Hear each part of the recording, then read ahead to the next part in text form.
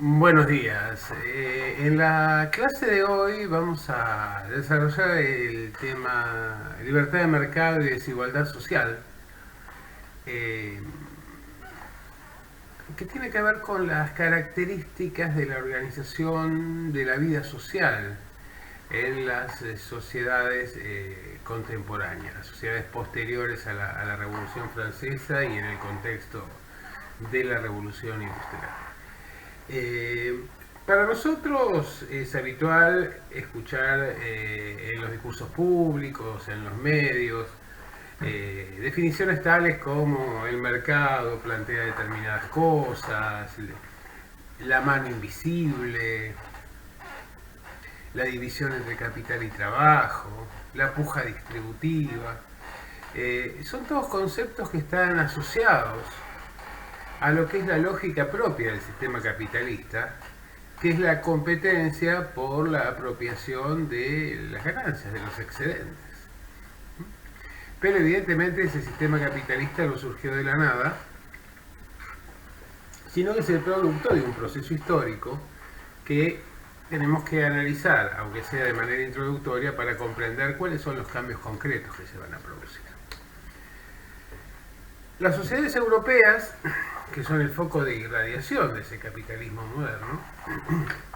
sobre todo las sociedades europeas occidentales y luego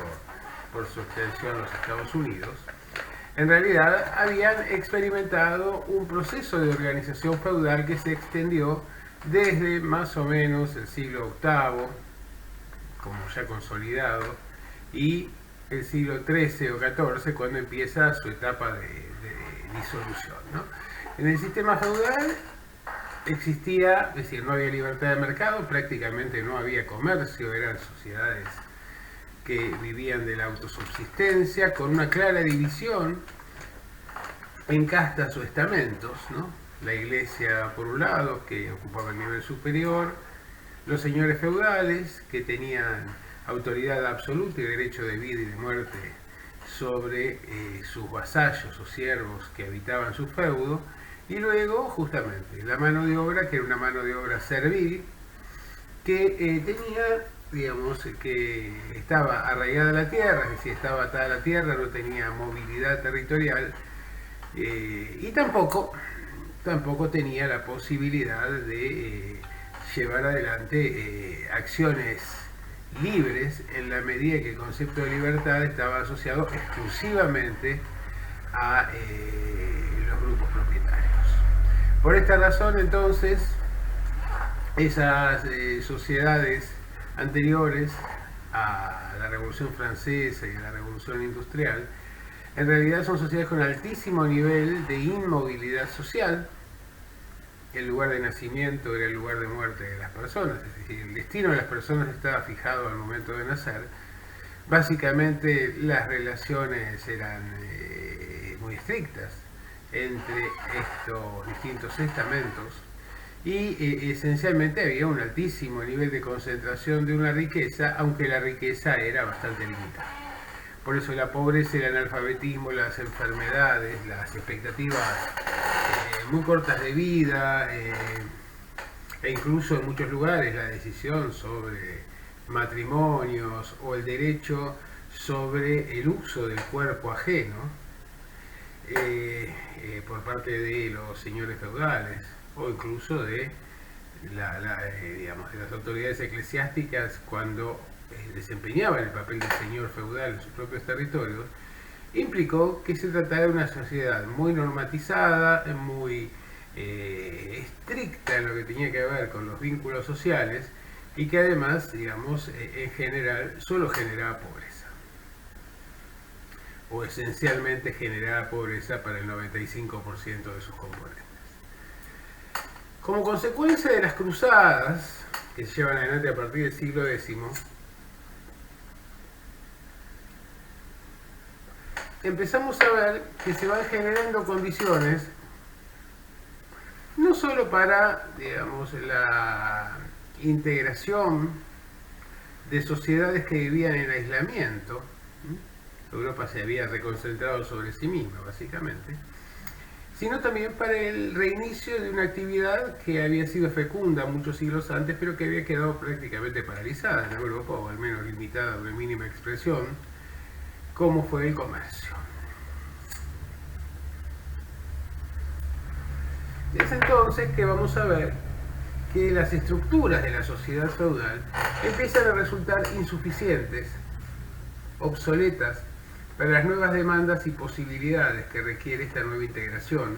que se va generando en el plano internacional. Y es por esto que empiezan a aparecer algunas doctrinas económicas, como el caso del mercantilismo, que va a asociar el comercio con la riqueza, o la fisiocracia, que va a plantear que la naturaleza y la producción van a ser la fuente de generación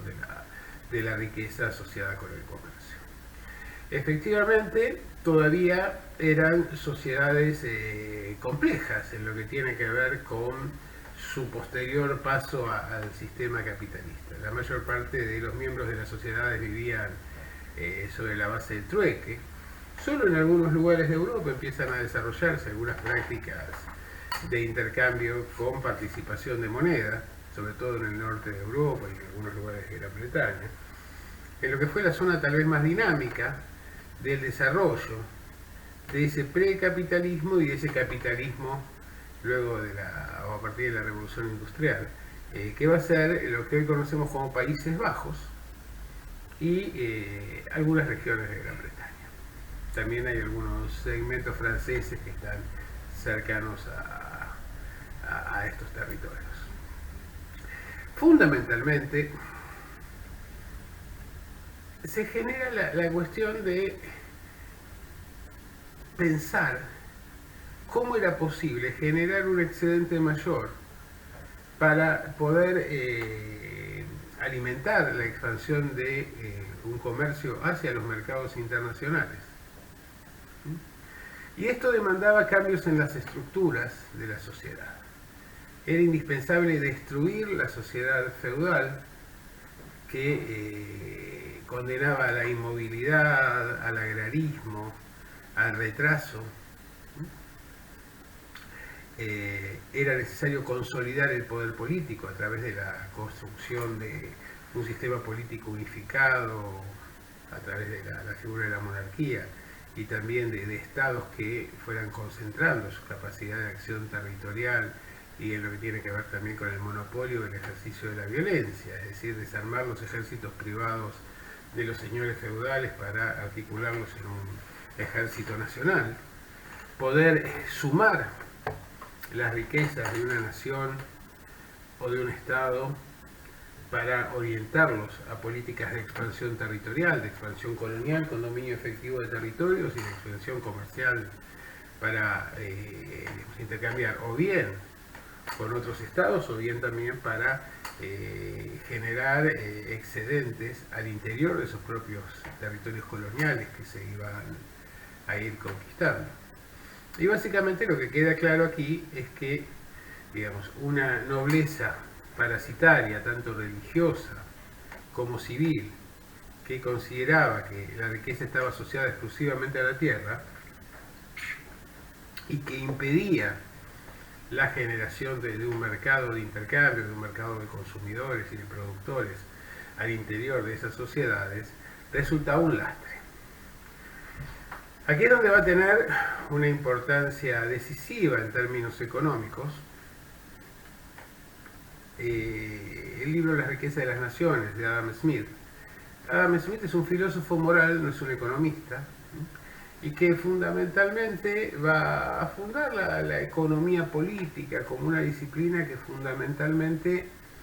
va a apostar, en el caso de Smith, a tratar de desarticular los fundamentos de los regímenes aristocráticos, feudales, con una significativa incidencia del Estado en lo que tenía que ver con las actividades económicas, y tratar de privilegiar, de instalar el reino del mercado. Es decir, fundamentalmente va a cuestionar el hecho de la inmovilidad social y va a plantear que la producción y la comercialización son las esferas de realización del ser humano. Esto es muy importante porque en realidad va a venir asociado con las políticas de destrucción del orden feudal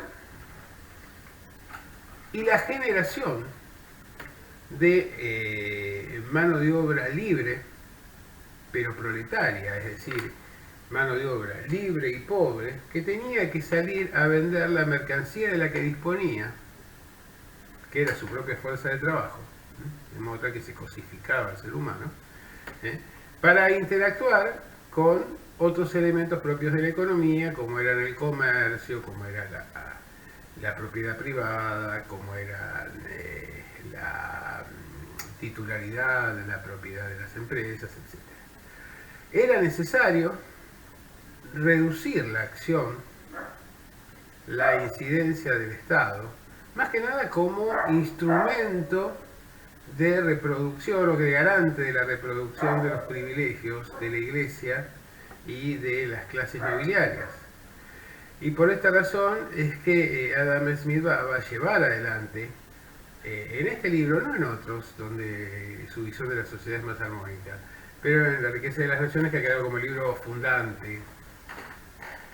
del capitalismo, lo que nos va a plantear es que esencialmente es indispensable reducir al Estado a su mínima expresión, de modo tal de que se liberen las fuerzas productivas de una sociedad y que encuentren su espacio de interacción en la órbita del mercado. Efectivamente, este planteo de Adam Smith va a verse luego continuado con la obra de David Ricardo, quien va a plantear el concepto de ventajas comparativas. Es decir, Smith había planteado el concepto de libertad de mercado y división del trabajo. Es decir, fundamentalmente decía que el comercio anterior, la producción y el comercio anterior, se habían volcado a dos cuestiones. Por un lado, la producción a la subsistencia exclusivamente, y luego había un segmento de artesanos que se dedicaban a la producción de bienes suntuarios, de bienes muy caros, tipo espadas, grandes mobiliarios, ropajes cortesanos de lujo, etc. Objetos de lujo en general. ¿Por qué? Porque como las redes comerciales no estaban desarrolladas, entonces era indispensable, digamos, trasladar poco y de altísimo precio. Por el contrario, lo que plantea Adam Smith es que con la división del trabajo, es decir, dividiendo en etapas un proceso productivo e interactuando distintos actores en ese proceso de producción, se iba a generar una producción que ya no iba a ser artesanal, sino que iba a ser serial, y de este modo se iban a abaratar los costos. Es decir, que en el modelo anterior el artesano trataba de construir cada silla o cada mesa, por ejemplo, diferente, porque vendía un producto de enorme calidad y único en su clase. Para abaratar los costos, lo que había que hacer era fundamentalmente producir todos productos iguales, todos bienes finales iguales, de modo tal que se cortaran las ramas de los árboles con las medidas tipo estándares de las mesas. Lo mismo ocurría con la superficie, entonces unos se encargaban de cortar las ramas, otros se encargaban de su proceso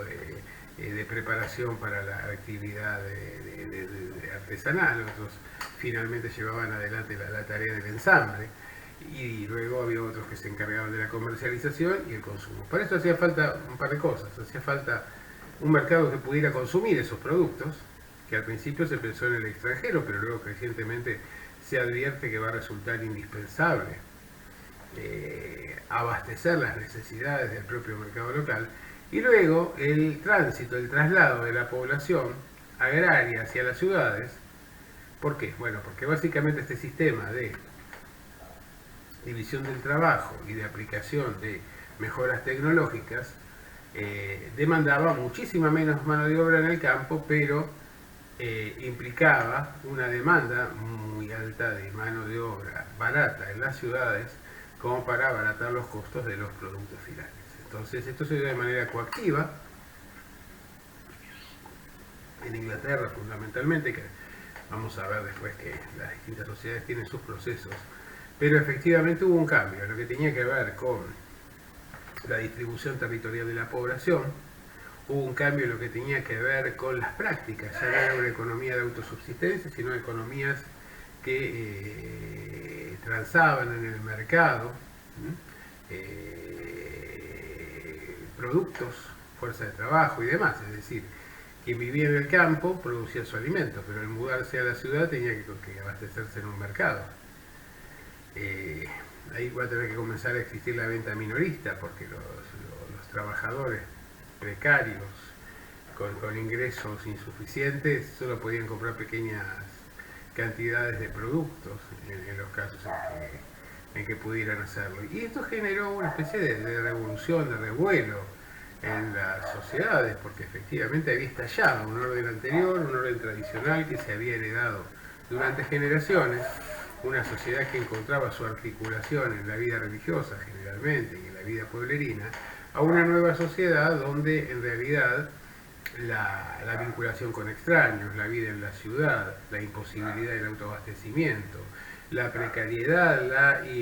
incertidumbre respecto del futuro, si habría trabajo al día siguiente y cómo sería rentado, porque en realidad para abaratar los costos lo que se trató de hacer fue componer, como bien decía Marx, un ejército de desocupados de modo tal que, digamos, todos estuvieran dispuestos a trabajar por un salario, por una retribución miserable, porque la otra alternativa era la delincuencia o la muerte por inanición. Entonces, evidentemente, este proceso de desarticulación de la sociedad feudal y nobiliaria y su reemplazo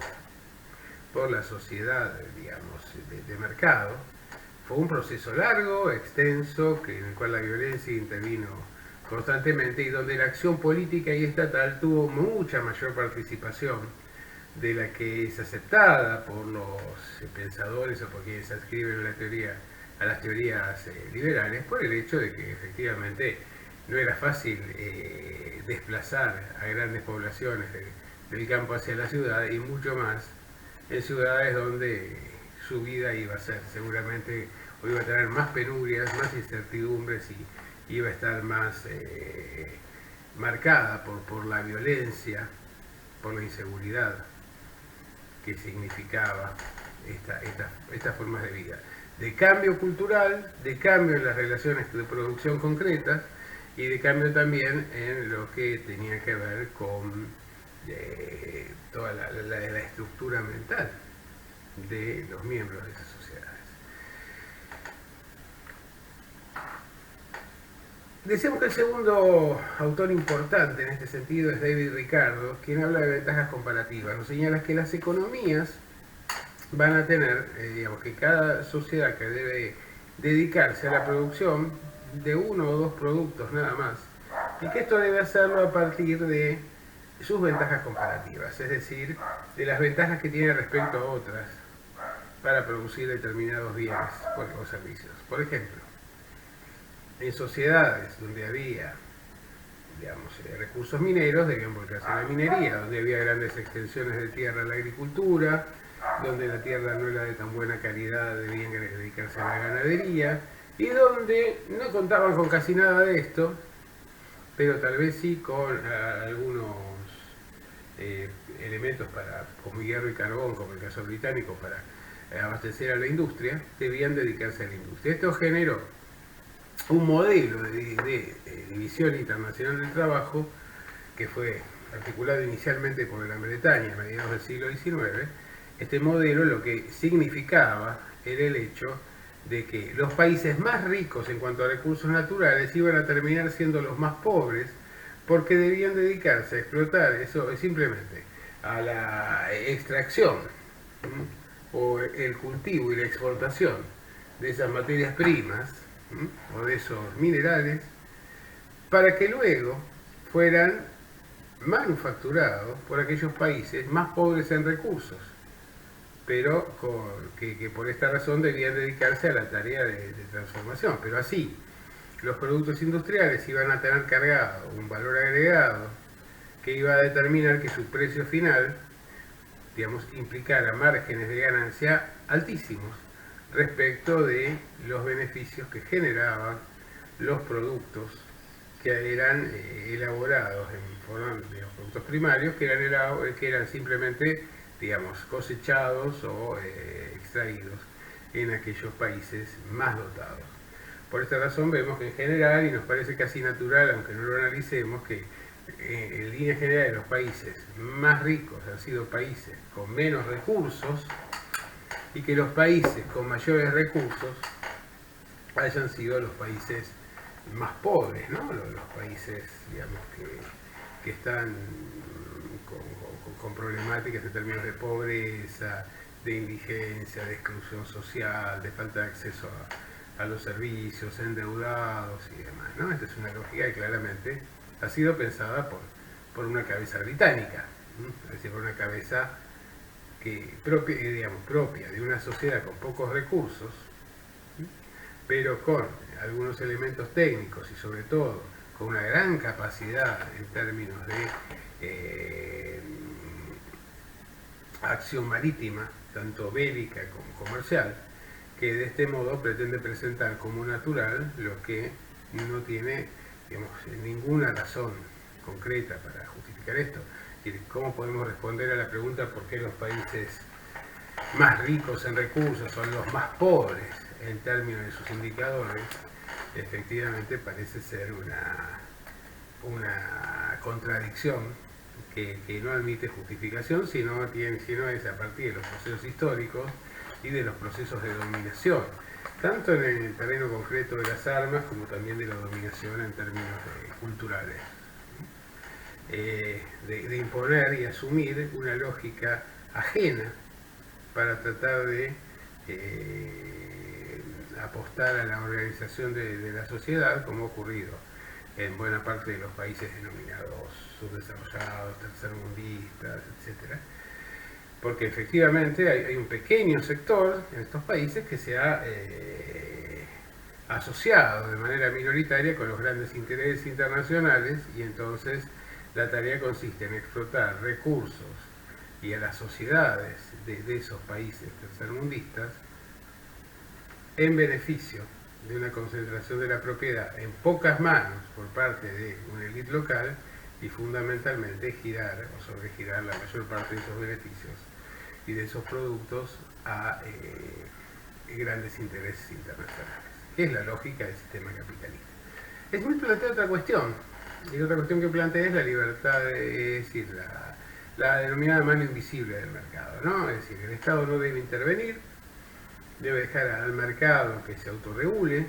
que las relaciones sociales y la composición de la estructura social y el lugar que cada uno va a ocupar sean el producto del éxito en el desempeño en el mercado. Y básicamente lo que va a plantear Smith es que el mercado se autorregula, que tiene como una especie de mano invisible que va equilibrando las dos fuerzas fundamentales que componen ese mercado, que son la oferta y la demanda. Entonces, cuando la demanda se incrementa, la oferta debe crecer. Cuando la oferta es superior a la demanda, cuando la demanda se incrementa, suben los precios. Cuando la oferta es superior a la demanda, naturalmente los precios tienden a la baja. Ahora bien, en realidad en ningún lugar del mundo se ha conseguido demostrar a lo largo de la historia que esta mano invisible exista. En líneas generales sabemos que siempre ha tenido que aparecer el Estado como un agente de regulación para tratar de compensar o equilibrar las contradicciones, las crisis sociales, los procesos de exclusión, los procesos de empobrecimiento, de exclusión que genera el mercado. La lógica del mercado es la reproducción ampliada del capital y la obtención de, digamos, la mayor cuota de beneficios posible por parte de cada actor, pero efectivamente no todos intervienen en las mismas condiciones. Si bien todos son libres e iguales en términos teóricos, no lo somos en cuanto a nuestra capacidad concreta de negociar o de intervenir en el Estado, mucho menos de hacerlo en lo que tiene que ver con, digamos, las presiones o la incidencia que tengamos sobre el sistema político o sobre los medios de comunicación. Por esta razón, sabemos que incluso en los sistemas donde posteriormente se va a instalar el sufragio universal, unos son los votos que permiten hacer a alguien presidente o legislador, y otras son las opiniones y las formas de intervención que condicionan y pretenden marcar el rumbo de las autoridades que fueron elegidas por el sufragio popular, pero que posteriormente deben gobernar atendiendo a las presiones corporativas, a las presiones del mercado, a las presiones de sectores que tienen otro elemento que es fundamental, que es el reconocimiento social, ¿no? Entonces, y este es el reconocimiento social trasladado al control de determinados ámbitos, como pueden ser la justicia, como pueden ser asociaciones culturales, como pueden ser determinados institutos, y naturalmente, digamos, su incidencia a través de los medios periodísticos, más allá de qué características tengan estos en todo el ciclo capitalista. El hecho de que se haya instalado un sistema capitalista trajo como, a mediados ya claramente se ve, esto a lo largo de todo el siglo XIX, se ve que trajo como contrapartida la disgregación social, el incremento de la delincuencia, de la violencia, de la pobreza, la difusión de las enfermedades, el estallido de los grupos familiares, un orden cultural, mental y económico previo voló por los aires. Y en principio esa desorganización fue en beneficio de estos grandes estados que se expandieron y fueron también en beneficio de los sectores empresariales y los sectores nobiliarios que consiguieron reacomodarse a las nuevas reglas de juego. Pero progresivamente vamos a ver que se van a ir organizando esos trabajadores que vivían en la precariedad, en la exclusión, en la ausencia de derechos,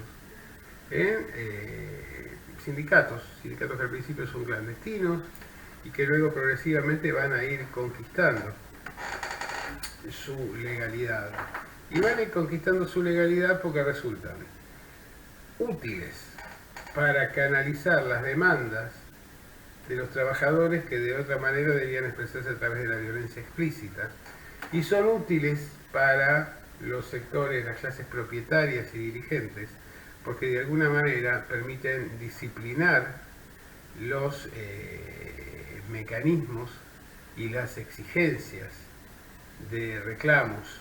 de mejoras en términos salariales, condiciones de trabajo y demás. Por esta razón, en la segunda mitad del siglo XIX y a lo largo de la primera mitad del siglo XX vamos a ver cómo hay una expansión muy significativa de estos sindicatos que consiguen conquistas como las 8 horas laborales, como cierta estabilidad laboral, como cierta protección ante el riesgo del desempleo, y luego progresivamente se van a ir generando otros tipos de conquistas que tenían que ver con políticas sociales. El sistema capitalista que imagina Adam Smith no existe en ningún lado, es decir, sí se ha continuado y perfeccionado su discurso hasta el presente, pero efectivamente, es decir, nunca hubo una prescindencia del Estado, sino un Estado que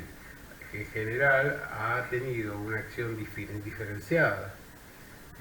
para proteger la propiedad privada y para proteger esos intereses más concentrados, a partir justamente del desequilibrio de fuerzas en términos de poder real que existe en las sociedades. Con el paso del tiempo, hemos visto que esa acción benéfica de los sindicatos en términos y la acción estatal